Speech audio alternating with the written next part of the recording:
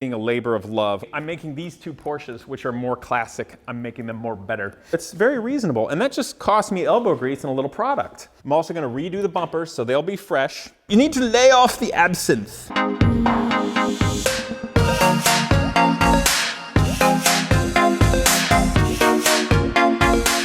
What's up, people? Welcome back to Casey's 80s Garage. So let's today go over all the 80s cars, what's going on, where we're at, finish them up. So come on.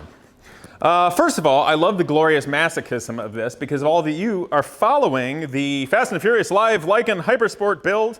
I am completely dismantling this Porsche Boxster. It used to be really nice, and I don't want to show you too much more of it. You'll have to watch the video next week. Anyway, that was a perfectly good Porsche. So Porsche people don't hate me. I'm making these two Porsches, which are more classic. I'm making them more better. Anyway, the 944, you guys have probably followed along. It is now a great machine, really beautifully mechanically sorted, and it runs beautifully. It sounds great. The oil pressure is great. It cools perfectly. It drives well. Everything's super nice, but now it needs some love. The only things really left to do to make it really better. I love the car, I love driving the car, it runs great, it's super reliable, it's fun. But the things I don't like are the shocks are kind of old and smushy, so it's sort of rolly, and the seats aren't bolstered that well. And these tires are pretty good, the way they ride, and they like sort of stick, but they're 15-inch, so I don't know if a lot of the rolliness is just the suspension being really soft from being old, or if it's the tall sidewall. So in the future, if I have any disposable income, I would love to start by putting a fresh set of shocks or dampeners on it, and then from there I may consider going to like a 16-inch period BBS sort of wheel or something with a little better tire. But if you want to come on over here, the paint under this was actually really nice. So I used swirl remover, which is like a step you do before you would do your final or glazing, or if back in the day you did waxing or something. So I did the swirl remover, and right now in the 944, and this is before I'm gonna drive it a lot, and it's gonna get rained on, and it's gonna get filthy. So, I mean, the best thing you can do is prepare it and ceramic coat it. And honestly, I don't have to do this. I know ceramic coating, Avalon King is helping support this channel, which is awesome, but I actually have their product and it works. So you're darn right I'm gonna use it. Anyway, so if you wanna take a look carefully here, I hit it with the ceramic. Maybe let's look at the roof together, because I hit this with the swirl remover and it looks pretty good. You can see some of the imperfections, but generally everything's off. There's not much in the way of impurities. And this is just isopropyl alcohol, which is also good because I'm sterilizing the paint from viruses. Brilliant, brilliant, it's a win-win. But you notice once you do this, there must be just a little bit of silicons or waxes or something in that swirl remover, because some of the shine does go away. It gets just a little duller when you do this. But you got to do that before you prep it for ceramic coating. So I am going to do that today, but I'm not going to do a giant tutorial on it. I just wanted to show you guys where we're at so you know what it's like to do this. I feel really fortunate right now. And the camera guy's, he's falling over. Camera guy, let me move some of this Boxster junk. Look out, look out. Boxster junk A, Boxster junk B. There's a fender. Here's some exhaust.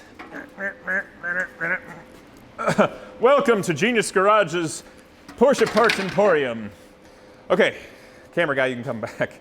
But also in the swirl remover, I was using my random orbital buffer with a pad. You can see it's gotten pretty dirty because it's 80s, and well, that doesn't make it dirty, or maybe it does. But it's an older car, so this is one of those good enough jobs. Like the Viper I did uber perfect, but this one's just gonna be really nice. So anyway, preparing it for that, and I hope you guys like it, because I'm gonna have this out and be driving it. And I'm fortunate that I have a little bit of space and that I can take my time to make the car really nice. That's tougher for a lot of you out there when you just have one car, you're getting started, so I understand. But it's sort of fun that I can do that. So the 928, come on over. It's coming along just fine. I started it up and moved it the other day when I was moving things around. And you guys, of course, saw the Porsche fabric. I got all this junk laying around, which is looking beautiful. And if you want to see the seats again. So the upholstery is done. I still have to bolt the seats in, but I waited to do that because I still have to take the dash out to recover it for the nature of the cracks. And I also have to redo the steering wheel leather covering, and I'll probably do that on my own. I have a nice kit that's been pre-cut with the proper needles and threads and stuff to stitch it, so I'm gonna be doing that. So the 928, I'm gonna throw fresh belts at it. The timing belt, obviously the ancillary belts, and it needs fluid changes. It just says I need fluid changes. The car's talking to me. The transaxle, the engine, the coolant, the brakes, everything, just gonna go all through it. Basically, the same love I gave to the 944. It's just, and for all you 928 fans out there, you Shark fans, I appreciate you guys reaching out. I would definitely like to hang out with you guys sometime at your shows or communities. So I do see your messages, but sometimes I'm too busy to react. So thank you for sending them. I do notice I love to connect in the future. But so we're gonna be doing this, and I will do episodes specifically on getting the 928 running. But I really like the car. I think it's a fantastic car, and I'm looking forward to driving it. But the 928 in this build, just for you guys to know, it's going to take a little bit more time. Partially because I think it's a spectacular car, and I don't want to be uber rushed doing it, if you know what I mean. Like, I really want to do it nicely. The 944 I was able to concentrate on and do a good job, but I was a little more rushed because I needed to daily drive it. This I don't need to daily drive. I just want it to be incredibly spectacular and one of those grand touring cars you can enjoy that way. So hence why it's taking a little bit longer. It's being a labor of love. I think I am gonna go with a satin gold or bronze on the wheels. I was thinking for a while of refinishing them in just a bright silver, but and the interior is awesome. But I just don't do so well with monochromatic stuff with no real color. You know what I mean? Like gray tones and blacks and whites.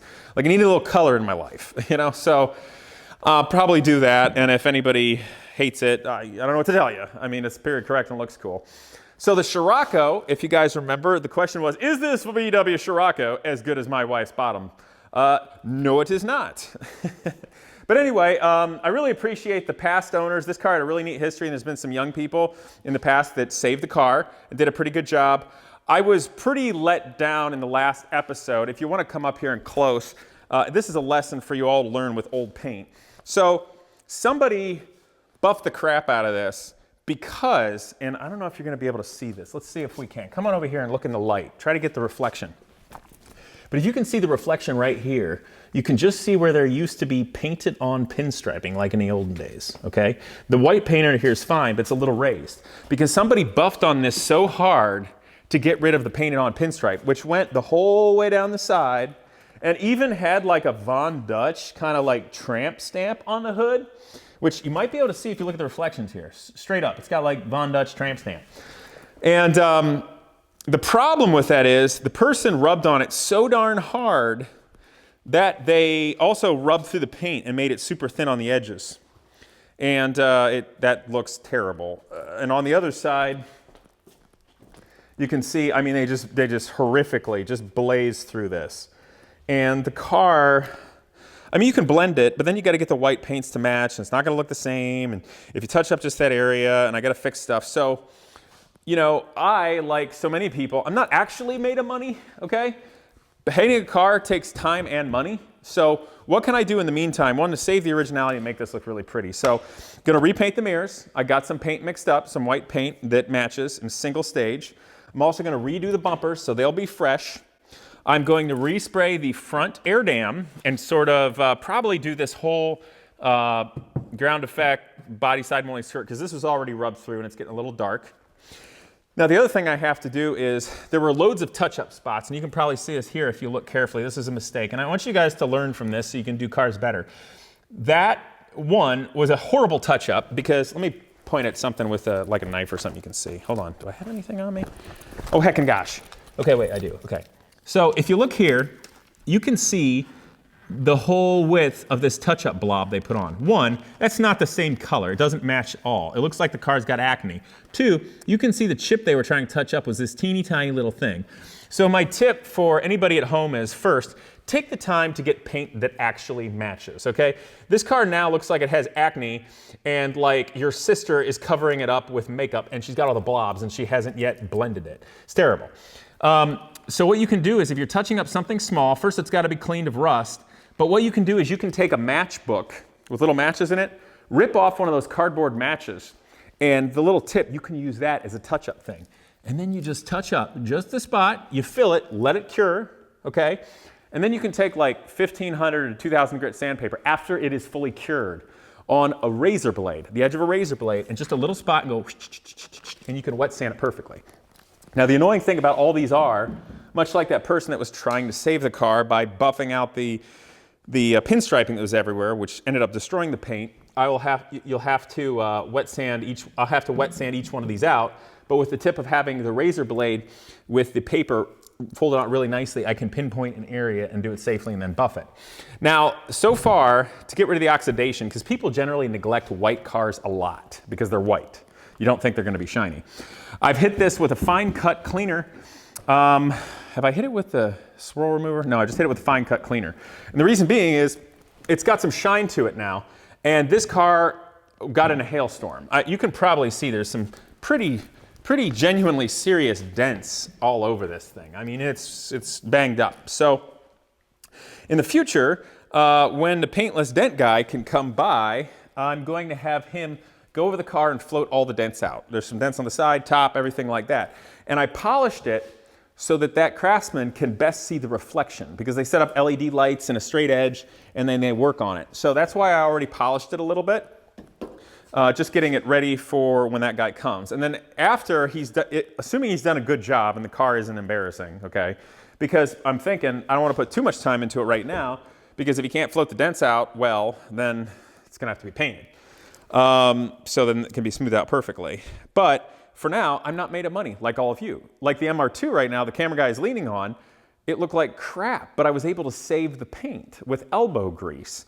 So it's the same thing here. So when it's straight and the dents are gone, okay, and that looks good, then I'm gonna go buff the thing properly the rest of the way with the random orbital. I'm gonna hit the fine cut cleaner anywhere it needs to be for heavy oxidation, also being careful of where it's thin.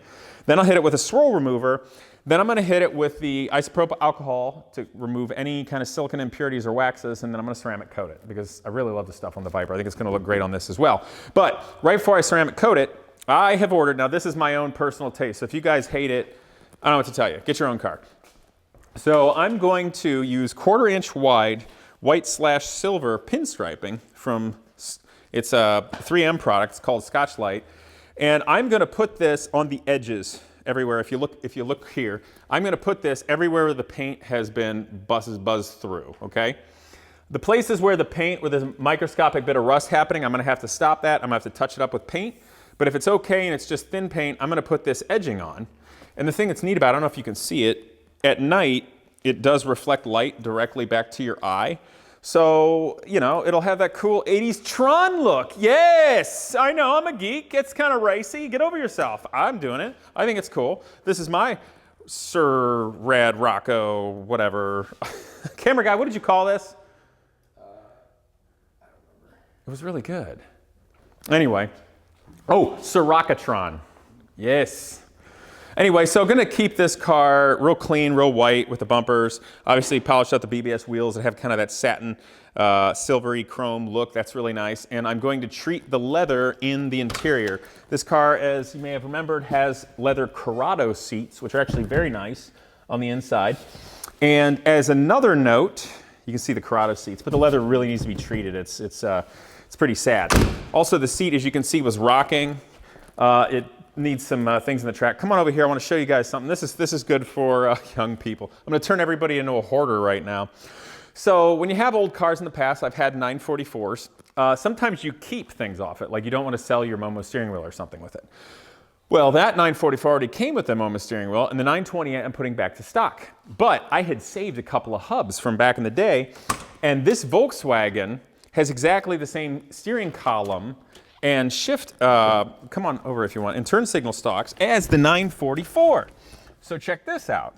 I still had my hub left over from my 944 I had like 4 or 5 years ago, and this steering wheel is the one that came off the Toyota MR2 that I restored. Remember how I brushed all of the suede and made it nice again? And then I treated it to give it a little softness. So I know it's a Sparco wheel with a Momo button, but I don't care because I already had all that stuff. It didn't cost me anything. And the old Volkswagen steering wheel was kind of neat and I like it and all, but this kind of makes me nostalgic and it was fun. and I can always put the VW one back on. So it's coming. The only thing annoying is I busted off the mirror, which is really annoying. I'm not sure if I chipped it or that was done before. I had a sun visor in it because I didn't want the dash to crack anymore, and I banged off, which is really disappointing. So I think this car is going to be good. The other issue with it, I think the booster fuel pump that puts lower pressure and moves the fuel from the tank to the high pressure pump potentially is going out or not. Let me put these windshield wipers down, sorry. Is not working because when I drove it initially, it was making no power and I could tell it was running lean. So that's no good. But, and you may have remembered when it was cold, first running, the lifter was kind of loud. But a previous owner told me with a oil change, with the proper oil, it all quiets up. And I think he's right, because the second time I drove, it was really quiet. It sounded really good. There's no funny noises. Oil pressure seems good, and it runs well. So I'm looking forward. It's already pretty darn clean. Just look it over, get the pumps running right, maybe throw the tester on the Bosch cage electronic to make sure we're getting the right pressure. And I think it's going to tune up and be real nice. I am going to put the cover back over top of the timing belt, if you want to look at this right here. It's, I mean, you can do that in a race car, but on a street car, if a stick or a rock or something got in there, it could really end your day, and I don't feel like ruining a perfectly good motor. So I think this car is actually going to turn out really nice, and this is an example, like the MR2, last but not least, of how elbow grease goes a heck of a long way. So, and today's video is an update, and I'll come back with individual projects for you all guys. But this car I bought for $2,500, and it looked like hell. In fact, in one of the pictures, somebody had racing tires stacked on the back trunk. That's how little people cared about it. And it was oxidized, and it looked terrible, and nobody liked it. And actually, this was out in the rain. I'm sorry, I had to push it outside, so it's not as pretty as it was a few days ago. But all of this buffed out rather easily with my random orbital and just some fine cut cleaner and some swirl remover. And it's very acceptable. It's very reasonable. And that just cost me elbow grease and a little product. Now, some of you may remember I bought initially steel fender flares to put on here because, of course, on an MR2, they always rust out back here. And then eventually they'll start rusting out down here and the side panels, or down under the fiberglass rocker panels here. So what I did was, first of all, these are the Wood Sport fender flares, which I'm just mounting up right now. I got them from England. They look good. They fit great. I'm going to paint them black to match the car. Obviously, these tires stick out, and it'll be fine. But if you come on over here to the other side, I'll illustrate how I stop the rust. Now, the thing about it is, come on over here. An MR2 is a cool little 80s car stock. And if you have the normal size wheels, they tuck in fine in the fender. But they all rot. So if you're going to fix that, you really have to do welding and make it perfect. This is not perfect anymore. So the rust that was here, I prepared really well. I wire brushed like crazy. I did the neutralization stuff, but this is Por 15. You can buy it, or the rust chassis proofing type stuff, you can buy at any worthwhile auto parts store. It cures, I believe, with the moisture in the air, activates it. And it forms this crazy rock hard bond that encapsulates the rust and really stops it. Maybe not in a marine environment or something, like if it was a battleship, but an MR2, if you actually take care of it, it's going to do a really good job. And you know, I got it up in there and all, and then I had the Por 15 putty type stuff to kind of fill these big holes. And this is really rock solid, and I think is going to generally stop this rust just fine. Now, the Wood Sport fender flares, if you stay there, I'll bring it over. I just scuffed these. This is the way they came, right? I may straighten out this edge a little bit. I'm going to put on edging when I finally put it on. But once you put that on there, you got your fender flare, it looks cool, and it covers up where any rust was. So what I'll probably end up doing, frankly, after I mount this and know exactly where the edge is, I'll mask off the area, and I will probably shoot this lip in some sort of thicker, rubberized undercoating something that is there, so if there's any chips and stuff, it doesn't keep rust from starting again, okay?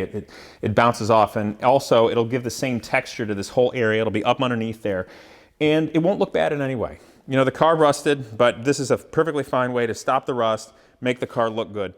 But I will give you a word of the wise. When you do it, you have to drill holes, and I am using what's called well nuts. These are little rubber plugs. You drill the hole to go in there, and they have a brass threaded thing. Then I have a stainless steel screw which goes through and tightens up, and as it tightens up, this rubber plug squishes, expands, holds itself in there. Now, one of the laziest things people can do when they drill the holes is just be like, yeah, I want to put my fender flare on right now. And they do that, but they don't protect the edge of the metal. that'll start rusting again. So after I've totally fitted them and they fit and everything works, that's when I'm going to take the fender flares off. They'll have all the holes. Then I can sand it, do the final sanding, priming, painting, any type of undercoating. But on the metal, most importantly, I'm also going to pour 15 each one of those little holes and areas and anything inside that needs. I also have some, I believe it's 3M, like a waxy type stuff you can spray inside the inner panel to really protect it from the future. The other thing, we're going to have to get down low to take a look if you want to see here. They rust out right here. This is a hole. There's no more metal here anymore. And you can see the edges, but I pour 15 everywhere in here, prepare this rust inside and out. And what I'm going to do, and some people might yell at me, but whatever, get over yourself. This is all, treated, it has like the textured look. So probably what I'm going to do is take a piece of aluminum that easy to bend here, and then bend a 90 degree like with a sheet metal brake or braking pliers, and just bend this over and panel bond it over the pour 15, and then I can blend it and it'll look just fine. I mean, it's panel bonding. The aluminum's really easy to work with. I will probably spray the aluminum with a, a self-etching primer before bonding it on, and then I will paint the whole thing, and it'll last forever. But blending it, you probably see a seam, but it's a heck of a lot better than that. And it's something that you can do at home easily and well, and it'll last and it'll look great. Also, because this car is from the 80s and it's black, it's basically a universal black, and almost any universal black from a can matches about perfectly, which I found out with the grill here. So I am not terribly concerned. I'm literally going to use rattle can type paint for this. So I got fortunate with it being such a simple color rather than having to mix it up. So as a last note, you guys remember, of course, the exhaust that I'm making, that's coming up. But this is what's left of the air dam. So tell you what, camera guy, if you want to walk over there so you don't die. All right, so here's what's left of the air dam on the MR2. It's two-piece, and it's rubber, and it's floppy, and it's all cracked up, and it's spider cracked, and it's a total mess. This is a difficult economic time for everybody. People are all being laid off, their businesses are tanking, etc. And honestly, my life's not that easy. So I would love to just buy an air dam from England for 200 bucks or something, or 250 bucks, whatever it is, and it would look great, and it would fit, and it would be perfect, and it would match with these Fender Flares. But we've got to be smart at a time like this. So I'm going to make one, and I haven't decided if I'm going to fabricate it out of aluminum totally and just put on there, and then maybe put a splitter on. It'll look great. The car's already rather angular, so simple bends. Using a sheet metal shrinker, I can put a flange and then shrink it and then create the shape. Or perhaps I'll take the original air dam, cut off the bottom lip, and then bond the aluminum or rivet the aluminum to that and use that as the way to attach it. So I think what I'm going to do is make an air dam when I have a little bit more time, get the 944 finished and out of here, so I'll be driving it, and come back to you. But I just hope that the Casey's 80s Garage shows you guys that classic cars are timeless. No matter what decade it is, as long as the cars exist, there's going to be something that's classic. That doesn't mean it's some old baby boomer car or pre-war car with a lawn chair at a car show you sit around all day on a Saturday. That just means it's timeless. So for so many people, including myself, these little 80s cars are timeless. And that's why I love putting in the effort and the time and the care to bring something back. I have my Dodge Viper, which is a neat, powerful car, and this 944 to many others would just seem like a little silly old Porsche. But for me, it's a journey, and it's cathartic to be able to bring something like this back to life and make it beautiful.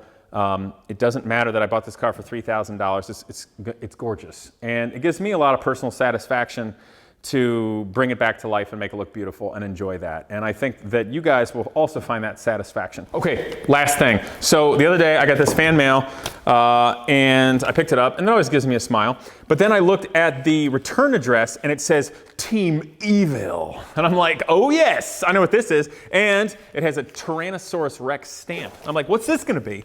And I pick it up, running in the 90s, Team Evil, what? Initial D, stickers, Japanese, import, hooliganism, I love it. And the person wrote, destroy the Fiero, an MR2 guy. So, Avalon King, you're a stupid Fiero, you're going down. Isn't that right, Mr. Owl? Yes, it is. Very evil, Mr. Owl. See you guys later. Oh, Mr. Owl, you have fallen down. Sir, you need to lay off the absinthe. No, lay off the absinthe. Okay, you stay here and work on your hangover. I've got to do work. I hope you enjoyed today's video, and naturally that you will subscribe, but please click that bell so I can continue to bring you wholesome and entertaining automotive content. Also, a huge thanks to Avalon King Ceramic Coating. They're supporting this channel and making this all possible. But more importantly, I'm looking forward to using it on all of my vehicles, including my old dirt bike. Ceramic coating bonds directly to the surface of your paint, trim, and plastics to give a long-lasting shine that beats all waxes. It lasts for years and it's easy to maintain. I've got it on my Viper right now, and my car has never looked this good. So give them a try. Again, thanks for watching, and I look forward to see you next time.